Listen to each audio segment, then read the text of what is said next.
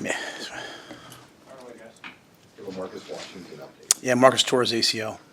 Yeah, it was, unfortunately tore his ACL, and we'll have surgery once the swelling goes down.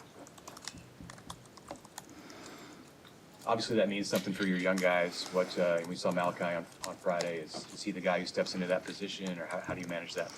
Yeah, I mean, Malachi played on Friday. Jaden Doss played on Friday. Jalen Lloyd played on Friday.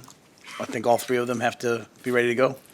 So all three of them have come a long way. They've gotten better and better and better. They appeared ready to go on Friday night, and I think this is a great week for them to. We went out and practice today, so those guys need to step up, and I'm sure they will. Doss, so he had an arm injury. He was able to keep working out. The fact it was an arm injury that helped him, actually.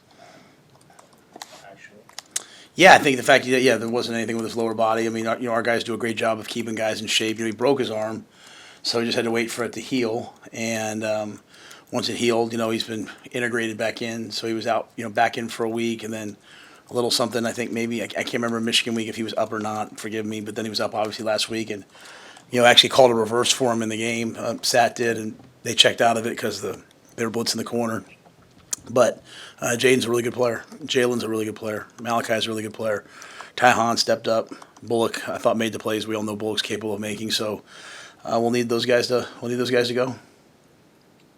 Marcus done then? It's the 6th year. There's no way back when he keep playing. Yeah, I don't know that. We were talking about it today. I was teasing. He was wanting to explore those things. I laughed at him like everybody. They all say they want to leave till they want to leave. But I love Marcus. You talk about a guy who, in my opinion, has come a long way, and really happy for him that his second to last play was that deep ball was a heck of a play.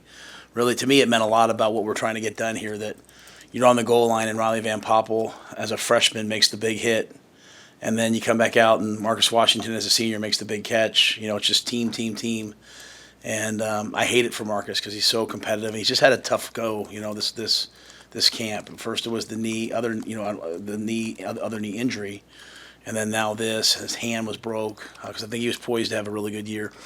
I've never been a part of this, to be honest with you. This many offensive injuries and defections. I mean, you come out of last spring. Obviously, you're thinking Eric's going to be a big part of things. Unfortunately, Eric's gone through what he's gone through. Right, Xavier leaves the team. Isaiah gets hurt.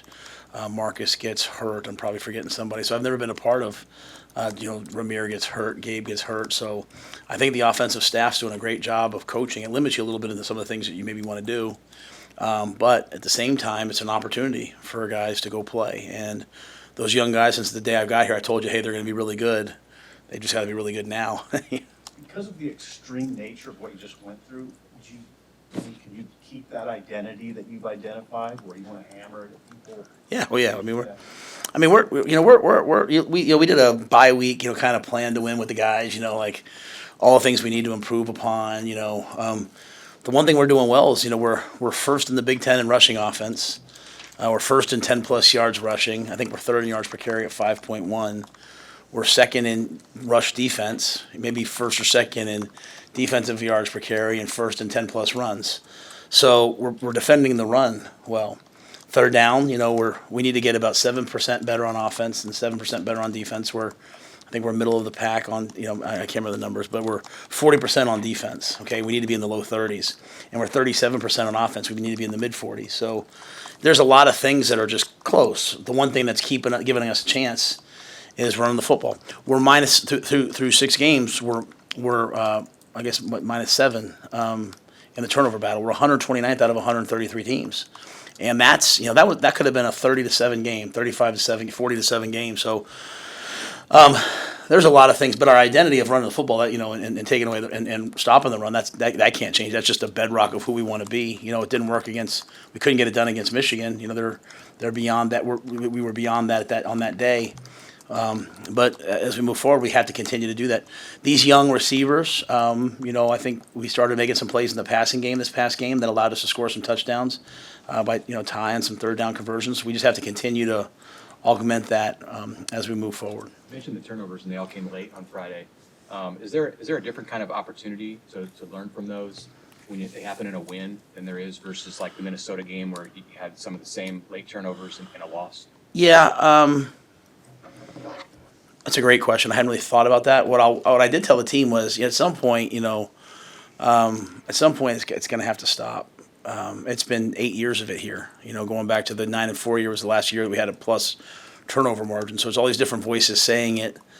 And it's not, and we're talking about just the offense right now, but like the defense is only taking the ball away 6 times. They're like 11th in the Big Ten. So it's not like we're like doing, everyone kind of looks at the offense like, come on, guys, well, we're supposed to be taking the ball away on defense. That game was trending in that direction, right? Like Quentin had the pick. Take away Heinrich's pick. I mean, to me, Heinrich's pick was like, hey, it was like, hey, we're going to take a shot down the sideline. If it's intercepted, it's a punt. Like, I mean, we don't want it to be intercepted. The fumbles in the red zone are ridiculous, right, inside a 4-minute. So, I challenged the team like, hey, we literally the day before walked through 4-minute offense. We spoke it into existence that we're going to have the lead. And quarterback, what are you going to do? I follow the ball. Offensive line, what do you do? We finish. Defense, running back, what do you do? I run to contact and get down. Like, it's coached, and it happened the day before. And then, as we said to the team, hey guys, who brought that up in the huddle when it was happening? And everyone said no. Like even Heinrich said, I didn't even think about we were in 4-minute offense, which it's 4 minutes and 20 seconds, but it's so. Those are teaching opportunities to me. Is it a little easier when you win? Probably. But it's still, the same problems are still there that were there at Minnesota. The same issues are still there. So we've got to continue to clean them up. My point, though, is there are the same issues on special teams. They're the same issues on offense and on defense. Everybody has their issues. So as a team this week, we have to clean up some things so we can be better against Northwestern. I know you're just beginning in the Big Ten journey, but you played 3 of the games, and you've also, I'm sure, scouted teams on film. Do you find that the identity that you come up with is pretty durable for this league and fits this league well? Yeah, I think so. I mean, who's winning in college football that's not, running the football and playing good defense? I mean, we have to be more explosive on offense, right? You're not going to be able to win long term if you can't make explosive plays in the passing game. We're one of the top teams in terms of explosive run plays, but we're going to need some explosive pass plays. And on the flip side, on defense, we've given up way too many explosive 20-yard passes. So that component will continue to come. That's part of that is people getting comfortable. Part of that is playmakers. Playmakers as they develop, as you recruit them. There's a lot of teams on Saturday that catch a slant and take it 80.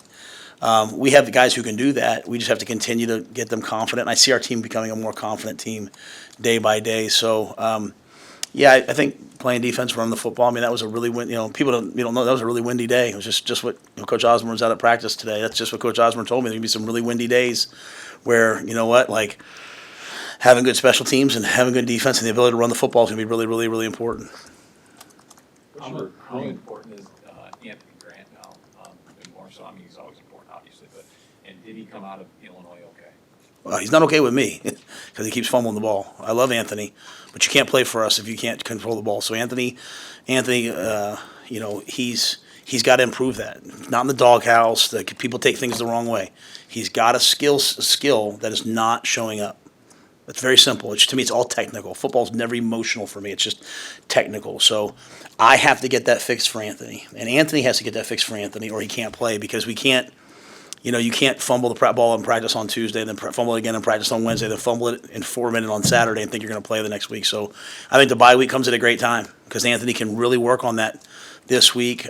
He's got such great vision. He has all these things, but he has one skill that's preventing him from playing at the level I think he could play at. So, he's healthy, all those things, but I'm counting on Anthony, and I need him, and we need him to step up, and we need him to very simply cover the top of the ball and not run with the ball like this. And so I don't know what else to do other than to say what I just said. I've said it to him, obviously, but say what I just said so he hears it because he's a really good player that could probably play for many years after this. But you're not playing for Bill Belichick if you fumble the ball. You're not playing for Mike Tomlin if you fumble the ball. So we need him this week to really make a step. What do you think's at the root of that issue? It seems like, I don't know if he's running more physically than he has in previous years, but... He did the same thing in Illinois last year. It was a close game. The ball was ripped out. And to me, it's all technical. It's about covering the tip of the ball and keeping the ball high and tight. If you watch Heinrich run with the football, Coach Osborne came in yesterday. We watched some film with us, and he was just talking about how beautifully Heinrich carries the football. He carries exactly like we ask him to do. You watch Tommy Hill. He had that fumble again on the kickoff return, and Tommy Hill picks the ball off the other night, and there's a picture of him, with going 5 points of ball security. It's a commitment to that. And so Anthony's been running with the ball one way his whole life, not protecting the front tip of the ball. And again, the ball getting out here. It's Division I football. You're not going to have a lot of runs where you start right and work back left. It just doesn't happen, especially in 4 minutes. So we've just got to continue to coach him, and we love him. We got to coach him. He's come so far in so many ways. His pass protection, his route running, catching the ball, things that we thought maybe he couldn't do, he can absolutely do. This is something that has to get corrected. At the same time, Josh Fleeks is ready to play. Emmett put the ball on the ground, which was disappointing on the exchange. So there's obviously a cultural, and that's why I speak things in here sometimes when I want the locker room to hear it. Like you can't blame all the coaches. Like, like blame me, that's fine. But like at some point the players have to start saying it, and our players get that. That was what was great yesterday. I talked to our team and said, they wanted to play with a swagger, they wanted to play with energy, they wanted to be, coach, take the leash off us. I'm a little more old school. I said, okay, take the leash off you. Can't have 11 penalties though. Can't have the ball inside the 5 twice. And so I said, hey guys, how do we make this where we can play with a certain energy where we don't have these penalties? And Newsom said, well, we have to do it. And I was like, exactly. That's how you change what's happening. So I think it's the same thing with him technically, but at the same time, he's here from his teammates like, hey, bro, we need you to hold it this way every single time. So, I'm not going to do the old carry it around the class thing. It's not the program. We're not doing that. We're just going to trust him as a really good player that he can get it corrected. What's the conversation you had with him about swagger? And was that related The to team? Michigan game? Yeah. Oh no. Yeah, I just think when you first play for me, you struggle with me always talking about process, and me talking about always doing things right, and me talking about like, when you make a play, celebrate with your teammates, not with the crowd. And it's kind of a day and age where everyone wants to go like, hey, look at me, hey, look at me. And so I said, okay, if you practice the way you practiced last week, go do that stuff. But the football better be right. You know what I'm saying? So, but I've now got some guys who get me. And who I get. Like I got Tommy Hill, who I've got Jamari Butler, I've got Ty Robinson, I've got some guys who understand that I'm prodding and pushing just to keep, getting them to be better and better and better. So they get it. So we're out there practicing. The offense has a couple good runs, and I got Tommy over there screaming, "Why don't you guys throw it at me?" So we're developing a swagger that's earned, not hubris. And again, I thought the Michigan. I don't think we came out of Michigan flat. I think we came out of Michigan expecting to play well, and when all of a sudden we were down 14-0, we didn't respond, and that's not a good sign for a team. So I look forward to the next time we're down 14-0, Sam, and see hey, how do we respond? Because that'll show you if we made any progress or not. What's your approach for the bye week practices? I mean, you guys do a lot of contact, and for recruiting, what's the schedule for the coaches as you guys look? Yeah, we have one guy out the whole week, and then we have a bunch of guys that are going out Thursday and Friday. I'll be out Thursday and Friday. So we'll hit a lot of guys Thursday and Friday evaluation period wise. See some guys play on Friday, and then we came out today and just played football. I thought it was really important that we got ourselves back in the groove of competition. Tomorrow we'll continue to work on some things. We're doing a ton of self scout, a ton of improvement work, a ton of looking at some areas that we think we need to improve upon. Some third down stuff, some red zone stuff. We'll implement some of that. Thursday will be a lot of Northwestern stuff. To get a jump on them. They have a bye week too, so they know who we are, we know who they are. So, but to me right now, the goal is for us to go 1-0 this week, just in terms of improving ourselves and getting the young guys some good work. What do you think you've learned about your team 6 weeks into the year, and what do you think about the potential that they have for the second half of the schedule? Yeah, I think we should for the second half of the season. I mean, we should try to win every game. Knowing that we'll probably have a chance in every game, and also there's not a team that can't beat us. There's not a team we can't beat. There's not a team that can't beat us, and so we probably just should prepare at a high level. I hope the one thing they learned from last week was that what seemed like really hard, like man, we're in full pads on the Sunday, the day after we played Michigan, probably will end up being one of their better memories from the year, and probably led to one of their best weeks of football. And I think gave them the right to have that swagger that Sam asked about, right? Like, as I told them, if you practice that way, then you earn the right to play that way. So I think they understand that they have to prepare, they have to have edge, they have to play in a certain way, and they have to play as a team. You got Blaze Gunnerson started a bunch of games. He gets a little bit banged up. Someone goes ahead. Jamari goes ahead of him. Blaze doesn't start. Does he complain? No, he goes out. He plays really good on defense. He blocks a punt. There's a lot of guys on the team I thought stepped up in multiple areas, not just on offense and defense. Speaking of backups, how nice was it when Jeff went down Heinrich came in, and it wasn't a question of waiting for Jeff to come back, but that Heinrich did enough things in these games to win. Yeah, I mean, I think Heinrich's prepared at a high level to get himself ready to play. I think that room has that culture. You know, I'll be honest with you. Had Chuba not gotten hurt that day, I'm not so sure Chuba wouldn't have gone out there first. And I think Chuba would have done the same thing. And that's not a knock on Heinrich. I just think that room is, Jeff's out there. He's back healthy now. Jeff's out there. He's competing like crazy. We have 3 quarterbacks that I believe we can win with. And I only say that because I said that. I think Steve asked me that before the first game. I said I think we have 3 quarterbacks we can win with. Each has their own strengths, and you have to kind of tailor what we're doing to each guy. But yeah, I think Heinrich was ready for his moment. He's capitalized on it. He has a long way to go. He's leaving a lot of things out there. He's learning how to, the wear and tear of running him as many times as we're doing. That can have an effect on you. And he's gaining that. He's gaining that knowledge of, hey, here's how I can best take care of myself and prepare each week. And then I think Marcus is doing a good job of finding the throws that he feels comfortable with, right? Basically, most teams now they're rushing 3 and they're playing man and they're dropping guys off and they're trying to make sure he doesn't leave the pocket and trying to not chip balls down because of his release. And so our defense is starting trying to knock the ball down. So he's having to work through that. But takes great ownership. I have a lot of respect for Heinrich. He had a ball batted down today, and he was like, "That's all me." Like he gets angry at himself. So I think he'll turn himself into a really good player. And this whole drop 8 thing's becoming more popular, right? Like teams are just doing it more. Why is that, do you think? And how has it been effective, and what's challenging about it? Yeah, I think when you look back at like Iowa State and the big John Heacock and the Big 12, they kind of first started it, and I think a lot of teams just recognize. I mean, if you're in the NFL and you're a rookie quarterback, and you're playing against Bill Belichick, he's probably going to drop 8 the whole game on you and make you throw into windows, and you can double guys. And you're taking away the underneath throws, and you can have 3 guys deep. So, we do it a good bit. Other teams do it a good bit. You have to have a really an accomplished receiver or accomplished passing game to find holes in it. We did it against Tom Brady, and eventually he'd find a way, obviously, to get you. But a lot of times, he would check the ball down before he finally figured out where he wanted to go with it. So it just takes a lot of precision in the passing game.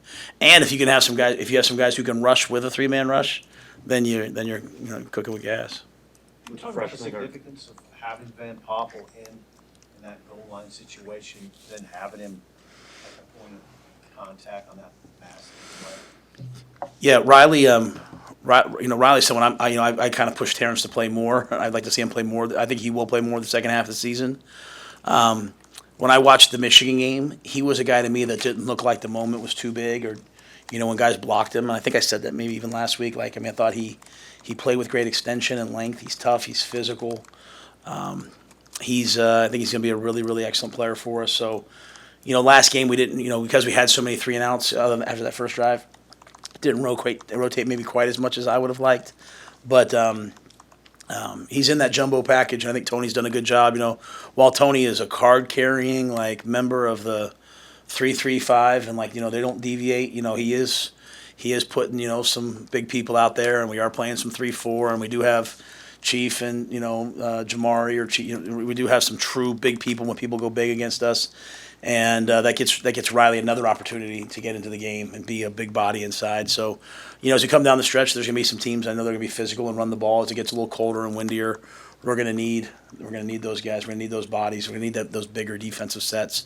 And Riley's done a great job. And he's learning from Ty Robinson. I think Ty's doing a great job of leading that room. And as Ty transitions off to the NFL, I think Riley will be one of those guys who steps right in and continues the standard. Are Turner and Charles, are they on defense now? Did you move them over? Or? Yeah, Jeremiah was playing a little bit of both, and now he's playing at corner. And Bryce, is playing some at corner as well. So they're over there, and they're kind of in the mix. They're going to hopefully help us on special teams at some point. Ethan Nation got into the game on special teams last game, so we're trying to bring those guys along. Hey, Matt, one more about the quarterback. Obviously, you have this week to compete. How important is it for the guys knowing that every day is a competition? It's got to, juxtapose it with the situation when a clear starter. Is this a good thing, I think, for these guys to compete against each other every week? Yeah, I mean, I think so. I think the best players are constantly at competition with themselves and their own standards. So, obviously Heinrich started the last several games. If he played today, he'd be out there starting. but he knows he has two really good quarterbacks in the room with him in Jeff and Chuba. And so, you can't kind of blow a day off, right? You can't show up one day and not be locked in. You can't miss the team bus. You can't do whatever. You've got to stay locked in and healthy. I don't really worry about that with those guys, but a lot of times parents have said to me over the years, well, if you would just make him the starter, I would tell you, you'd see how confident he'd be. And I'm trying to get all, I'm not worried about where these guys. I'm trying to get all these guys ready for their next phase in life, right? The NFL or the real world. And you walk around every day at the next level waiting to get cut. So you better learn how to handle pressure. And true confidence comes from within. Confidence doesn't come from your parents telling you that you're a good player or your coach telling you. In fact, it actually does the opposite if you look at the research. So, a program where guys have to earn it, a program where guys know that, if I work hard, eventually I'm going to get a chance. I think that's exactly what we need. Thanks, everybody. Thank you.